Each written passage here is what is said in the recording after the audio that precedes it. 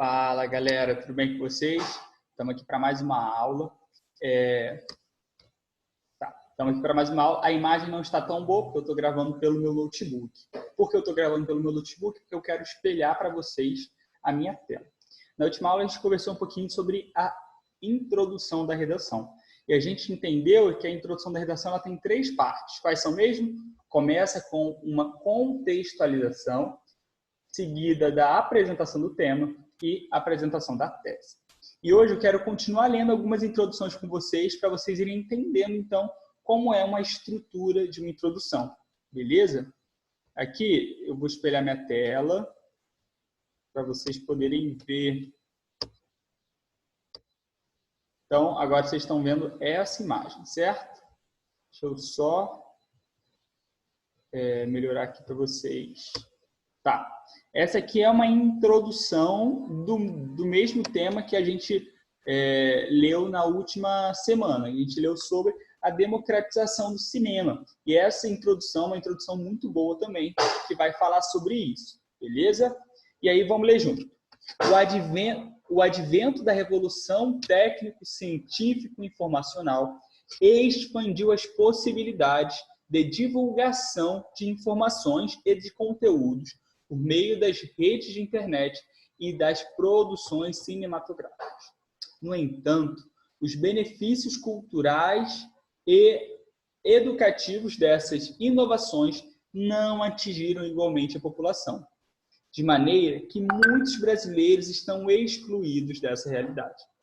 Desse modo, a democratização do acesso ao cinema é impedida devido ao investimento estatal escasso e às desigualdades socioespaciais. Galera, por que eu estou apresentando essa introdução? Porque essa introdução tem um estilo de contextualização.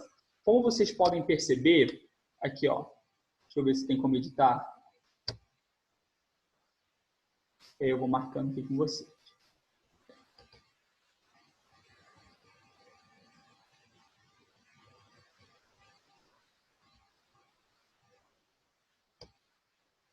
Não tem como editar aqui, não. Então, aqui, enfim, outro dia eu procuro melhor como... Enfim, vamos continuar então. Ó, o advento da revolução, essa primeira grande frase aqui, que ocupa 2 linhas, é uma contextualização, ela está contextualizando o tema, percebam? O advento da revolução técnico-científico-informacional, o que é isso, gente? É a revolução técnico-científico-informacional, é a terceira revolução industrial, é a revolução que vai ter aí a internet como uma grande força, né, da modernidade. É a revolução que a gente vai ver como a ciência ela é valorizada, é a revolução do celular, hoje todo mundo tem celular. E essa revolução expandiu as possibilidades de divulgação de informações e de conteúdos por meio das redes de internet e das produções cinematográficas. É legal porque ela relacionou, então, essa terceira, quarta revolução técnico-científica informacional com as produções cinematográficas. Por quê? Porque a sua contextualização tem que estar relacionada com o tema. Não faz sentido a gente ter como tema aborto e eu ficar falando de cinema. Uma coisa não tem nada a ver com a outra. Então, a nossa contextualização tem que estar diretamente relacionada com o nosso tema. Se o tema é democratização do cinema, obviamente, a nossa contextualização tem que se relacionar com esse tema. E aí, a aluna ou o aluno, não sei, continua. No entanto, ainda que... percebam, no entanto, embora, ainda. Isso aqui é o quê? É uma conjunção adversativa. Está havendo um contraste entre o que vai ser dito com o que já foi dito. No entanto, os benefícios culturais e educativos dessas inovações não atingiram igualmente a população. Isso é um problema, gente, desigualdade, de maneira que muitos brasileiros estão excluídos dessa realidade. Percebam como ele começa a apresentar, então, a problemática. Qual é a problemática? Não há uma democratização do cinema. Isso é uma problemática. Desse modo, agora ele vem com a opinião dele. Vocês lembram que na aula passada eu falei sobre essa questão da opinião? Desse modo, a democratização do cinema é impedido pela falta de investimento do Estado e pelas desigualdades socioespaciais. Cara, vocês percebem como isso é uma opinião da pessoa? A pessoa tem essa opinião. Eu posso discordar dela. Eu posso achar que o impedimento dessa democratização é devido a uma falha familiar e a uma falha midiática. Ela tem a opinião dela, eu tenho a minha. Essa é uma tese. Gente, a tese é a nossa opinião. Beleza? E aí ela vai discorrer no texto sobre isso. Porque eu também trouxe essa introdução? Porque essa introdução, ela é um tipo de introdução. Essa introdução apresenta uma contextualização baseada em uma alusão histórica. A alusão histórica é o quê? Vamos ler aqui, ó, alusão histórica. Introduzir um texto por alusão histórica é recortar um fato, um período histórico, um hábito antigo a fim de comparar com o presente.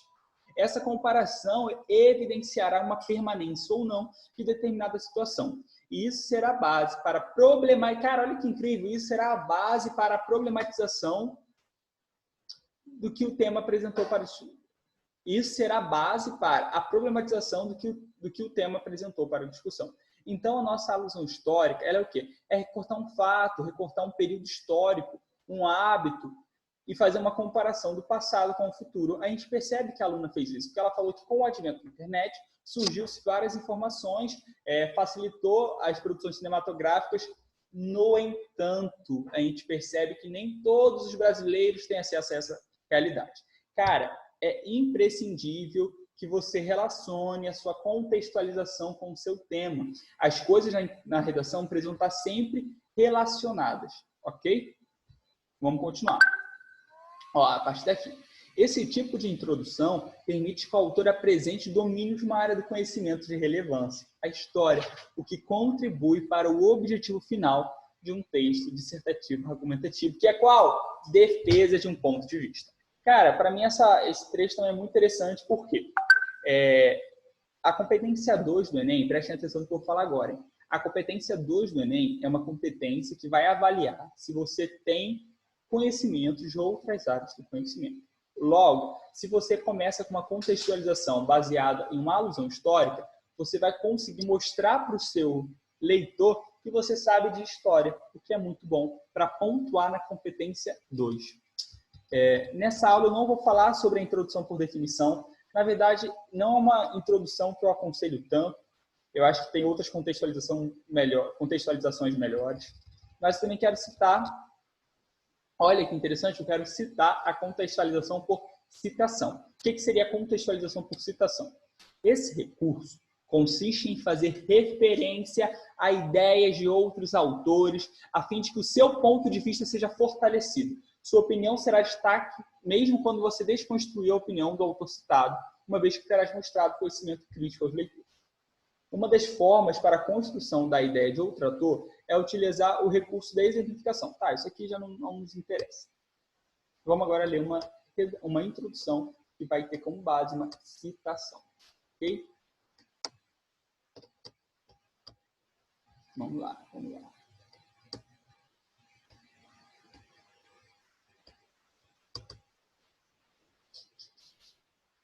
Vamos ler essa aqui, ó. Nietzsche disserta a respeito do poder da arte como ferramenta de reflexão acerca da realidade. No texto passado eu não fui pontuando as palavras um pouco mais difíceis, né? Dissertar é falar sobre alguma coisa, é conversar, é refletir sobre algo, é falar sobre. Então Nietzsche disserta, tanto que é o quê? Dissertação é um texto dissertativo argumentativo, é um texto que está falando sobre algo. Dissertar é isso, é falar sobre. Então, Nietzsche, que é um grande filósofo, famosíssimo, disserta a respeito do poder da arte como ferramenta de reflexão acerca da realidade. Sob essa perspectiva filosófica, o cinema, ao realizar uma leitura a respeito da sociedade... Pô, que bonito! Olha, frase bonita, hein? Sob essa perspectiva, que perspectiva? A perspectiva de Nietzsche. O cinema, ao realizar uma leitura a respeito da sociedade, é compreendido como viabilizador do debate público. Muito bom. Entretanto, a insuficiência de investimentos públicos em conjunto com a alienação temática dos filmes distanciam o potencial dialético da Semana de Arte. O potencial dialético da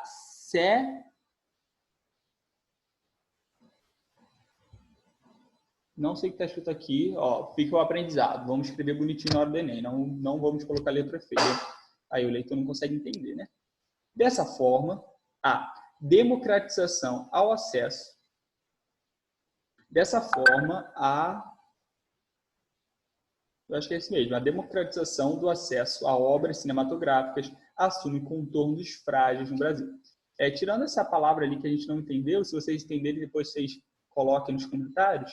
Cara, é uma redação incrível, para mim é uma introdução esplêndida, é uma introdução muito inteligente. Vamos então para as palavras difíceis que o autor usa. Vamos aqui para a terceira frase. Entretanto, a insuficiência de investimentos públicos em conjunto com a alienação temática dos filmes. O que é a alienação temática dos filmes? São aqueles filmes que são produzidos para o mero prazer, para alienação. São aqueles filmes que não falam nada de produtivo, que a gente ingere sem nenhuma reflexão crítica. São aqueles filmes que, no fundo, sabe aquelas comédias que não geram nada de bom? Ou então, nem necessariamente comédia, pode ser aquele filme de suspense, que é uma alienação temática aquilo. Aquilo ali a gente não está formando senso crítico dos nossos ouvintes, né? E isso, então, esse conjunto de falta de investimentos públicos e alienação temática distanciam o potencial dialético da arte. Cara, o que é dialética? Dialética é um contraste, uma contradição, beleza? Dessa forma, então, a democratização do acesso a obras cinematográficas assume contornos frágeis no Brasil. O que então a gente tem que destacar aqui, galera? Qual é a contextualização? Aqui a contextualização, Nietzsche disserta a respeito do poder da arte como ferramenta de reflexão acerca da realidade. Essa é a contextualização. E ele relaciona a contextualização com o tema. Sob essa perspectiva, sobre a perspectiva de Nietzsche, o cinema, ao realizar uma leitura a respeito da sociedade, é compreendido como viabilizador do debate público. Aqui ele ainda está aqui essa é uma frase que está relacionando, então, a contextualização com o que vai vir posteriormente, que é, entretanto, a insuficiência de investimentos públicos em conjunto com essa alienação é uma barreira, é algo que distancia o potencial dialético da arte. Cara, é uma redação, então, que tem uma contextualização, uma apresentação do tema, uma apresentação da tese. Gente, a gente está passando por um período de pandemia, então eu queria muito estar com vocês nesse momento, conversar com vocês pessoalmente sobre essas introduções, só que não é possível. Então eu peço encarecidamente, por favor, comentem, falem o que vocês acharam, o que vocês não entenderam. Eu preciso que vocês leiam redações na internet. Eu quero que a nossa construção do conhecimento seja realmente algo, uma via de mão dupla, sabe? Eu quero que vocês falem. Eu sei que, infelizmente, uma videoaula nem sempre isso é viável, mas vamos tentar viabilizar isso, ok? Eu vou mandar então para vocês uma terceira redação e eu quero que vocês analisem a introdução dessa terceira redação, beleza? Um grande abraço e até a próxima. Uma coisa, a professora Ana ela tem ensinado para vocês concordância, certo? E a concordância verbal ela é imprescindível para a redação. Por quê? A nossa competência 1 vai falar acerca da norma culta, da importância de a gente escrever o nosso texto de acordo com a gramática normativa brasileira, portuguesa. E a concordância verbal é algo muito importante porque é muito feio e fica muito na cara quando o escritor erra na concordância verbal. Então, por exemplo, quando está escrito assim, as causas faz com que esse problema ocorra. As causas fazem com que essa problemática ocorra. Então, a gente tem que ter cuidado com essa concordância verbal, beleza? Um grande abraço e até a próxima. Vou aqui agora, então, chamar.